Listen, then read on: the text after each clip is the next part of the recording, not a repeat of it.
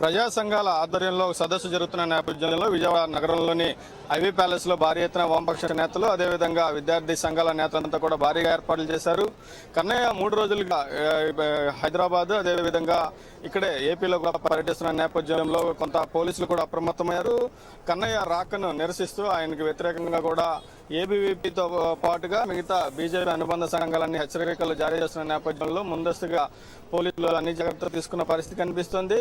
కన్నయ్య దేశానికి వ్యతిరేకంగా వ్యాఖ్యలు చేశారు కాబట్టి అటువంటి వ్యక్తిని రానివ్వము, విజయవాడలో అడుగుపెట్టనివ్వము అని చెప్పి బీజేపీ యువమోర్చా కార్యకర్తలు అదేవిధంగా నేతలు కూడా నిన్నటి నుంచి హెచ్చరికలు జారీ చేస్తున్న నేపథ్యంలో పోలీసులు అప్రమత్తమయ్యారు. మొదటగా భారీ బందోబస్తు ఏర్పాటు చేయడం జరిగింది. కొద్దిసేపటి క్రితమే కొంతమంది ఏబీవీపీ కార్యకర్తలు కూడా ఇక్కడ నినాదాలు చేస్తున్న నేపథ్యంలో 4 కార్యకర్తల్ని పోలీసులు కూడా అదుపులో తీసుకున్న పరిస్థితి కనిపిస్తుంది. మరి కాసేపట్లో గన్నవరం ఎయిర్పోర్ట్ కి 5 గంటల 10 నిమిషాలకు కన్నయ్య రాబోతున్నారు. అక్కడి నుంచి ర్యాలీగా 6 గంటల ప్రాంతంలో ఇక్కడ ఐవీ ప్యాలెస్ కు ఆయన చేరుకుంటారు. ప్రధానంగా రాజ్యాంగ పరిరక్షణ అదేవిధంగా ప్రతి ఒక్కరికి భావ స్వేచ్ఛ అదేవిధంగా యూనివర్సిటీల్లో ప్రతి ఒక్కరు కూడా స్వేచ్ఛగా చదువుకునేలా ఉండాలని చెప్పి కన్నయ్య నిన్న కావచ్చు ఈ రోజు కూడా ఆయన మాట్లాడిన నేపథ్యంలో ఈ రోజు ఉదయం కూడా సుందర విజ్ఞాన కేంద్రం వద్ద కొంత ఉద్రిక్త పరిస్థితి కూడా నెలకొన్న నేపథ్యంలో అదేవిధంగా బీజేపీ అనుబంధ సంఘాలను హెచ్చరిస్తున్న నేపథ్యంలో ప్రస్తుతం ఇక్కడ ఉత్కంఠ వాతావరణం కనిపిస్తుంది. ఈ నేపథ్యంలో భారీ బందోబస్తు చూడొచ్చు మనం. పోలీసులంతా కూడా ఇక్కడ పెద్ద ఎత్తున మోహరించారు. చుట్టుపక్కల ఉన్న కొన్ని షాపులను కూడా మూసివేయించి ఎవరు కూడా వేరే వారు ఎవరు కూడా ఇక్కడ లేకుండా కూడా వారంతా కూడా ఏర్పాట్లు తీసుకున్న పరిస్థితి కనిపిస్తుంది. మొత్తంగా ఉదయం అక్కడ హైదరాబాద్ లో జరిగిన ఘటన కావచ్చు, ఒకవైపు హెచ్చరికలు కావచ్చు, కొద్దిసేపటి క్రితం ఏబీవీపీ కార్యకర్తలు ఇక్కడ కొంత హల్చల్ చేయడం కావచ్చు, వీటన్నిటి నేపథ్యంలో కూడా ఇక్కడ భారీ ఎత్తున బందోబస్తు ఏర్పాటు చేయడంతో పాటుగా కొంత హైటెన్షన్ వాతావరణం అనేది ఇక్కడ కనిపిస్తా ఉంది. ఐవీ ప్యాలెస్ లోకి సభ కోసం వచ్చే వారి విషయంలో ఎలాంటి జాగ్రత్తలు తీసుకుంటున్నారు? హైదరాబాద్ లో జరిగిన సభ సందర్భంగా గోరక్షదళ్ కార్యకర్తలు కొందరు ఆయన పైకి చెప్పు విస్తున్న నేపథ్యంలో లోనికి వెళ్లి వారి విషయంలో ఎలాంటి జాగ్రత్తలు తీసుకుంటున్నారు బదులు? లోపలికి వెళ్ళే వారి విషయంలో మనం చూడొచ్చు. ప్రధానంగా ఐవీ ప్యాలెస్ లోపలికి దూరంలోకి ఎవరైతే వెళ్తారో ప్రతి వెళ్ళేవారిని కూడా వారంతా ఉన్న అక్కడ నాయకులంతా కూడా చెకింగ్ చేస్తూ ఉన్నారు. ఎవరైతే తమ నేతలు కాని వారినో వారిని అక్కడే కూడా పంపించేస్తున్న పరిస్థితి కనిపిస్తోంది. మొత్తంగా మిగతా సంఘాల వాళ్ళు కావచ్చు, మిగతా కార్యకర్తలు కావచ్చు, ఎవరైనా రాకుండా కూడా చర్యలు తీసుకున్న పరిస్థితి కనిపిస్తుంది. ఈ నేపథ్యంలో సిపిఎం సిఆర్డీఏ కన్వీనర్ బాబురావు గారు ఎలా చూస్తున్నారు? కన్నయ్య రాకను ఏబీవీపీతో పాటు బీజేపీ అనుబంధ సంఘాలు వ్యతిరేకిస్తా ఉన్నాయి, మీరు ఎలా చూస్తున్నారు? అంటే దేశంలో విద్యార్థి లోకాన్ని చూసి బీజేపీ, ఎన్డీఏ, ఆర్ఎస్ఎస్ కూటమి ఎంత బెంబేలెత్తిపోతుందని దీన్ని బట్టి అర్థమవుతుంది. అంటే నిన్నటి వరకు నరేంద్ర మోడీ వస్తే ఏదో జరిగిపోతుందని యువత భ్రమపడ్డారు.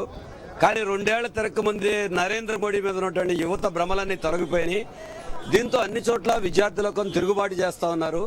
పైపెచ్చు అధికారంలో రాగానే విశ్వవిద్యాలయాలన్నింటినీ కూడా తమ చెప్పు చేతల్లోకి తీసుకుని వాళ్ళ భావజాలాన్ని వాళ్ళ మీద రుద్దాలని ప్రయత్నం చేశారు.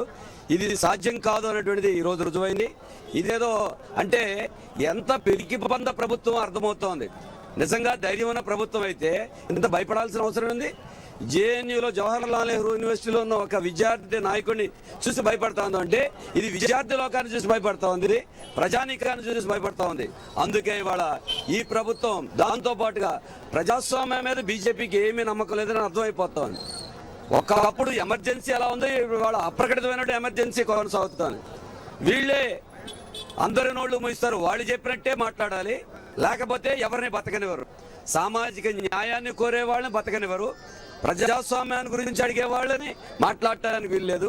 లేదు ఈ రోజున రాజ్యాంగ విలువలను కాపాడాలనేటువంటి వాళ్ళని ఈరోజు వాళ్ళు చేయట్లేదు. అందుకనే ఈ పరిస్థితుల్లో ఈ బీజేపీ, ఆర్ఎస్ఎస్ కూటమి ప్రభుత్వం ఒక విద్యార్థులను చూస్తే ఎలా భయపడిపోతారో అర్థమైపోతుంది. అందుకే ఇటువంటి కుట్రలు కుతంత్రాల ద్వారా విద్యార్థి ఉద్యమాన్నో ప్రజాస్వామ్య ఉద్యమాన్నో అడ్డుకోవాలని ప్రయత్నం చేస్తే దీన్ని ప్రజలు సహించరు. నిజంగా మీకు అంత ధైర్యం ఉంటే ఈ వాదాన్ని కట్టించి ముందుకు వెళ్ళాలి, కానీ ప్రజల ముందుకు వెళ్ళలేక సభలను చెడగొట్టడం అనేటువంటిది ఏం సంస్కృతి? ఇది దుష్ట సంస్కృతి తప్ప ఇంకోటేమి కాదు. ఇటువంటి వాతావరణం యూనివర్సిటీలో ఒక చదువుకోవాల్సిన వాతావరణాన్ని దెబ్బతీసి ఎత్తుకుపై ఎత్తులు ఒకళ్ళ మీద ఒకళ్ళు పోరాటాలు చేసుకునే పరిస్థితి ఉంది. ఇది ఎటువంటి పరిణామాలకు దారితీస్తుంది? ఇది ఒకరి మీద ఒకళ్ళు పోరాటం కాదే, విద్యార్థుల సమస్యమే విద్యార్థులు పోరాడతారు, తప్పే ఉంది. మేము విశ్వవిద్యాలయాల్లో చదువుకోవాలి, చదువుకోవటానికి అవకాశం ఇవ్వండి, చదువుకోవడానికి ప్రభుత్వం ఆటంకాలు కల్పిస్తోంది. దళిత విద్యార్థులు ఆత్మహత్యలు చేసుకునే పరిస్థితి ఏర్పడుతోంది. కాబట్టి దళితులు, గిరిజనులు, మైనారిటీలు, సామాజిక న్యాయం కోరేవాళ్ళు, అట్టడుగు వర్గాల విద్యార్థులు చదువుకోవాలని కోరటం ఇదే రాజకీయ పోరాటం కాదే. ఇది విద్యార్థులు తమ చదువు కోసం చేసే పోరాటం. దాన్ని రాజకీయ పోరాటంగా వాళ్ళు మలచాలని ప్రయత్నం చేస్తున్నారు. అంటే విశ్వవిద్యాలయాలంటే మీరు అధికారంలో ఉన్నారు కాబట్టి కేంద్రంలో ఉన్న బీజేపీ వాళ్ళు చెప్పు చేతల్లో ఉండాలా? అక్కడ ఎవరు దళిత విద్యార్థులు చదువుకోకూడదా? వెనకబడిన వాళ్ళు చదువుకోవటానికి వీల్లేదా? పేద విద్యార్థులు చదువుకోకూడదా? మీకు గుత్త సొమ్మ. అందుకే వీళ్ళు రాజకీయ పోరాటం కాదు, విద్యార్థుల పోరాటం. ఆ విద్యార్థుల పోరాటాలు విద్యార్థులకి సమాధానం చెప్పలేక పోలీసుల ద్వారా చేస్తున్నారు. హైదరాబాద్ యూనివర్సిటీలో ఏం చేశారు? ఎవరైతే రోహిత్ హత్యకి, ఆత్మహత్యకి కారణమయ్యారో అటువంటి వైస్ ఛాన్సలర్ మీద అరెస్టు చేయాల్సిన, చర్య తీసుకోవాల్సింది పోయి అడిగిన విద్యార్థుల మీద దాడులు చేస్తారా? పోలీస్ కేసులు పెడతారా? విద్యార్థుల్ని ఈ రకంగా జైలులో పెట్టిన ఏ ప్రభుత్వాలు? గతంలో ఎమర్జెన్సీలు చూశారు, పాలకులు చూశారు. మళ్ళీ వాళ్ళు ఈ ప్రభుత్వానికి పడుతుంది. అంటే విద్యార్థుల లోకానికి సమాధానం చెప్పుకోలేక వాళ్ళ గొంతు నొలబాల ప్రయత్నం చేస్తుంది. విద్యార్థులు, యువకుల యొక్క గొంతు నొక్కిన ఏ ప్రభుత్వం మనజాలేదు, ఏ విధానం మనజాలేదు. కాబట్టి ఇది ఒక రెండు పార్టీల మధ్య పోరాటం కాదు, విధానాల మధ్య పోరాటం కాదు. చదువుకునే విద్యార్థులు మా చదువుకు అవకాశం కల్పించడం పోరాడుతున్నారు. చదువు ఎగ్గొట్టడానికి పోరాటం కాదు, విశ్వవిద్యాలయంలో చదువుకునే వాతావరణం కావాలని పోరాడుతూ ఉన్నారు. దీనికోసం జరుగుతున్న పోరాటం ఇది అంతర్భాగం.